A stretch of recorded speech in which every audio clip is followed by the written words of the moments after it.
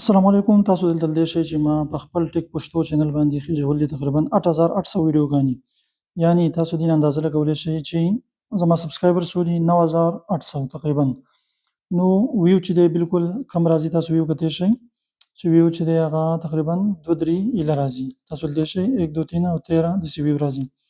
نو دې نه تاسو اندازه لګولی شئ چې ډېرې ویډیوګانې نه بلکې لږې ویډیوګانې وخېژوئ، خو مزدارې ویډیوګانې د سر نه شروع کړئ. چې کله تاسو نوی یوټیوب چینل جوړوئ نو د اول نه خپل کوالټي چې دی هغه برقرار وساتئ. یعنې په هفته کې یوه ویډیو جوړوئ، خو مزدار ویډیو جوړوئ.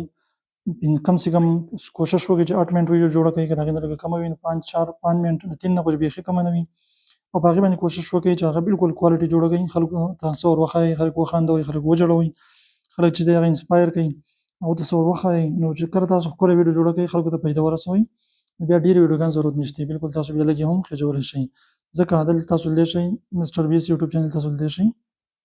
نو دلته تاسو وینئ د دې تقریبا څومره دي، د دې وګورئ 41 کروڑ 40 لاک د دې سبسکرایبر دي. ویډیوګانې څومره خېژولي دي تاسو لیدلی شئ، ویډیوګانې دي بالکل 885، یعنې ما 8000 او دې 800. څومره غټ فرق دی چې لږې ویډیوګانې جوړه کړئ، خو صحیح ویډیوګانې جوړه کړئ، کوالټي ویډیوګانې جوړه کړئ. نو د دې وجې نه انشاءالله ستاسو چینل به د مخکې نه صحیح روان شي.